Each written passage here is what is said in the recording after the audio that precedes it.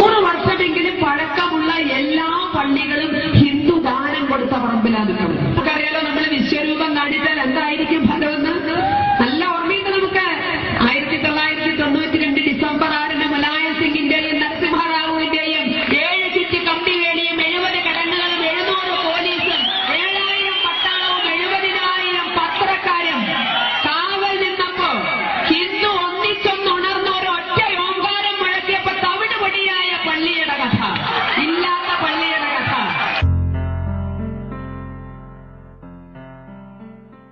ബഹുമാനപ്പെട്ട ശശികല ടീച്ചറോട് ഒരു അപേക്ഷയുണ്ട്. ചരിത്രം പഠിക്കുമ്പോൾ 300 വർഷത്തെ മാത്രം ചരിത്രം പഠിച്ചാൽ പോരാ, അതിന് മുൻപുള്ള ചരിത്രം കൂടെ പഠിച്ച് മനസ്സിലാക്കണം. 300 വർഷം മുൻപുള്ള പള്ളികൾ ഹിന്ദു ദാനം കൊടുത്തതാണോ ക്രിസ്ത്യാനികൾക്ക്? അതിനു മുൻപുണ്ടായിരുന്ന ബുദ്ധമതത്തിന്റെയും ജൈനമതത്തിന്റെയും ജീർണത മുതലെടുത്ത് അവിടെ ഉണ്ടായിരുന്ന ബുദ്ധ ജൈന വിഹാര ക്ഷേത്രങ്ങൾ തവിട് പൊടിയാക്കി അവിടെ ഹിന്ദു ക്ഷേത്രം പണിത ചരിത്രം ടീച്ചർ വായിക്കാതിരുന്നത് ഒട്ടും ശരിയായില്ല. ശബരിമല തുടങ്ങിയ ക്ഷേത്രങ്ങൾ ഇതിനൊരു ഉദാഹരണം മാത്രമല്ലേ? ഈ ദാനം നൽകിയതെല്ലാം തിരിച്ചെടുത്താൽ പള്ളികളെല്ലാം തന്നെ പൊളിക്കേണ്ടി വരുമല്ലോ. ഇംഗ്ലീഷുകാർ ഇന്ത്യയിൽ വന്നപ്പോഴല്ലേ ക്രമീകൃത വിദ്യാഭ്യാസ സമ്പ്രദായം കൊണ്ടുവന്നത്? അവർ കിട്ടിയ പള്ളിക്കൂടങ്ങളിൽ പഠിച്ചവരല്ലേ ഇന്ത്യയെ നയിച്ചവരിൽ പലരും.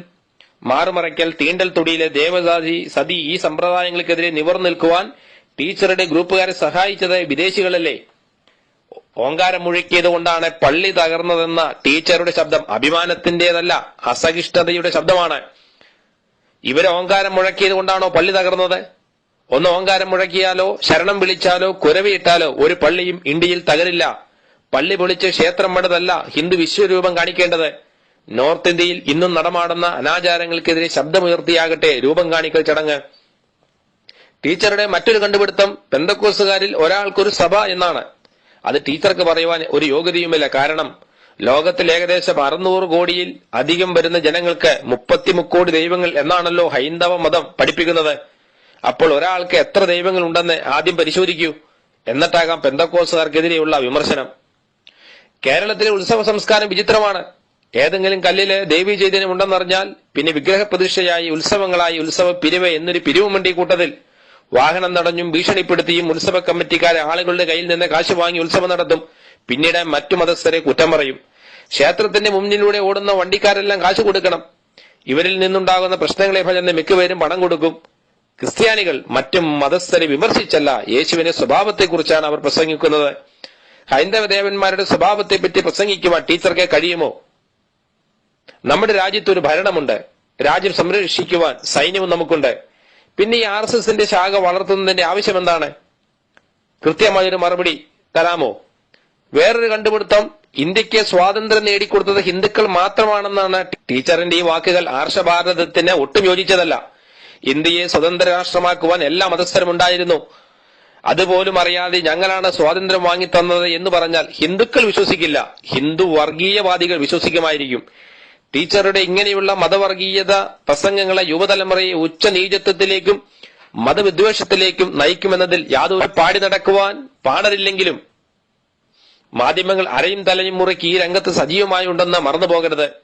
ഹിന്ദുക്കളുടെ ഒരു അജണ്ടയിൽ ഒന്നിതായിരുന്നു, ഇന്ത്യയിൽ ജീവിക്കുന്നവരെ ഹിന്ദുമതം സ്വീകരിക്കുക അല്ലെങ്കിൽ ഇന്ത്യ വിട്ടുപോകുക.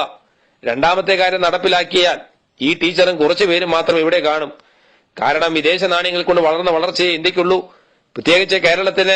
അതുകൊണ്ട് വിദേശയ്ക്ക് പോകുവാനുള്ള സാഹചര്യങ്ങൾ എത്രയും വേഗം നിങ്ങളെ ചെയ്തു തരണം. ഇതെന്റെ മാത്രമല്ല, കേരളത്തിൽ ജീവിക്കുന്ന ഒട്ടുമിക്കവരുടെയും ആഗ്രഹമാണ്. പത്മനാഭ ക്ഷേത്രത്തിലെ സമ്പത്ത് പാവപ്പെട്ടവർക്ക് പ്രയോജനപ്പെടുത്തണമെന്ന് ശ്രീ ജസ്റ്റിസ് VR കൃഷ്ണയ്യർ, ശ്രീ സുകുമാർ അഴീക്കോട് തുടങ്ങിയവർ നിർദ്ദേശിച്ചത് സ്വീകരിക്കുവാൻ ഇവർ തയ്യാറല്ല. സന്യാസ ശ്രേഷ്ഠന്മാരെയും സ്വാമിമാരെയും ഹിന്ദു സംഘടനകളെയും വിളിച്ചു ചേർത്ത ശേഷം തീരുമാനമെടുക്കണമെന്നാണ് ഇവരുടെ ആഗ്രഹം. അതിൽ യാതൊരു തെറ്റുമില്ല. പക്ഷേ അതിൽ KPMS, വിശ്വകർമ്മ തുടങ്ങിയ സംഘടനകൾ ഉണ്ടാകുമോ എന്നും അവരുടെ അഭിപ്രായങ്ങൾ അംഗീകരിക്കുമോ എന്നും കണ്ടറിയണം.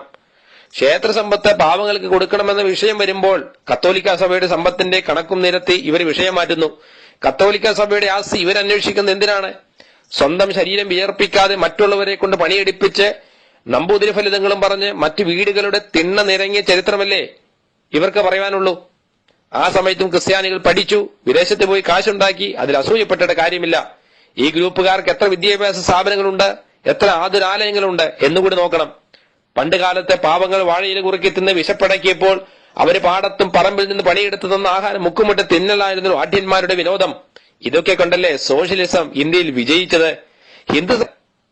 ഹിന്ദു സംസ്കാരം പറയാതിരിക്കുന്നതാണ് കുറച്ചുകൂടെ നല്ലത്.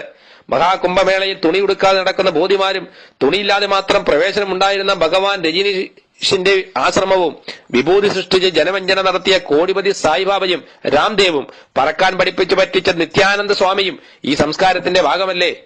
പുരാണങ്ങൾ വായിച്ചതിൽ നിന്ന് ഒന്നും എഴുതുന്നില്ല. ഹിന്ദുക്കളുടെ പല സംസ്കാരങ്ങളും ഇന്ത്യക്ക് പാരമ്പര്യമായി കിട്ടിയതാണ്. എന്നാൽ ഇതിൽ മിക്ക സംസ്കാരങ്ങളും ഇന്ത്യക്ക് അപമാനകരവുമാണ്. ഇന്ത്യയെ ഹിന്ദു രാഷ്ട്രമാക്കാനുള്ള ടീച്ചറുടെയും ഗ്രൂപ്പുകാരുടെയും ആഗ്രഹം കൊള്ളാം. പണ്ട് പൊളിച്ച പള്ളിയുടെയും വിദേശികളുടെ കടന്നുകയറ്റത്തെയും പറ്റി സംസാരിച്ച് എന്നും കളം നിറഞ്ഞു നിൽക്കാമെന്ന മോഹം വെറുതെയാണ്. ഇപ്പോഴത്തെ ഇവരുടെ മുദ്രാവാക്യം ഹിന്ദു ഉണരൂ എന്നാണ്. ഇനിയും ഹിന്ദു ഉണരേണ്ട ആവശ്യമുണ്ടോ? നോർത്ത് ഇന്ത്യയിൽ പള്ളി തകർത്തും മറ്റു മതസ്ഥരെ കൊന്നും ഹിന്ദു ഉണരുന്നുണ്ട്. ഇതിൽ കൂടുതൽ ഹിന്ദു ഉണർന്നാൽ ഇന്ത്യയെ ഇവർ കത്തിക്കും, തീർച്ച. ഒരു ഇലക്ഷന് മത്സരിച്ച് ജയിക്കുവാനാണെങ്കിൽ ഈ പ്രസംഗത്തിന്റെ വല്ല ആവശ്യമുണ്ടോ? ശശികല ടീച്ചറോട് വീണ്ടും ഒരു അപേക്ഷയുണ്ട്. ഈ മതവർഗീയത മനസ്സിൽ വെച്ചുകൊണ്ട് ഇപ്പോഴും കുട്ടികളെ പഠിപ്പിക്കുന്നുവെങ്കിൽ അത് അവസാനിപ്പിക്കുക.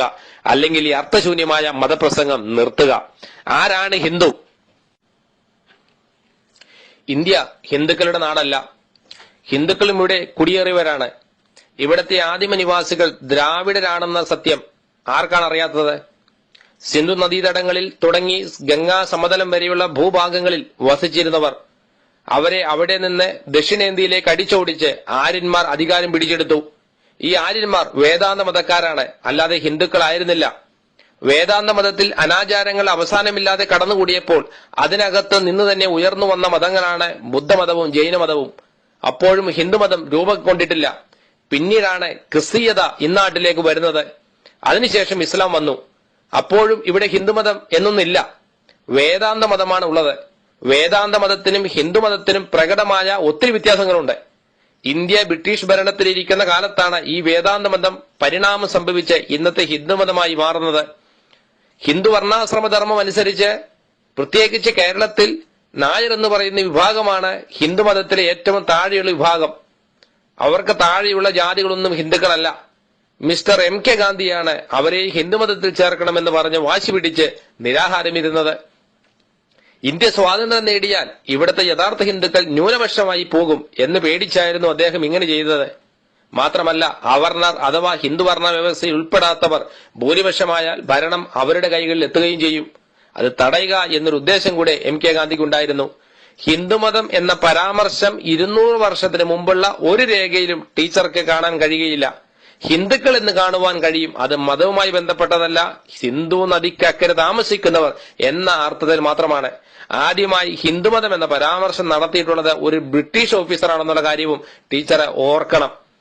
ഇവിടെയുള്ള ക്രിസ്തു മതത്തെക്കാളും ഇസ്ലാം മതത്തെക്കാളും പ്രായം കുറവാണ് ഹിന്ദുമതത്തിന് എന്നുള്ളത് യാഥാർത്ഥ്യമായി ഇന്നും നിലനിൽക്കുന്നു. ഇത് മതത്തിനോടുള്ള വെല്ലുവിളിയല്ല, അവർക്കെതിരെയുള്ള മറുപടിയല്ല, ടീച്ചർ ശശികല ടീച്ചറോടുള്ള അവരുടെ പ്രസംഗത്തിനുള്ള മറുപടി മാത്രമാണ്.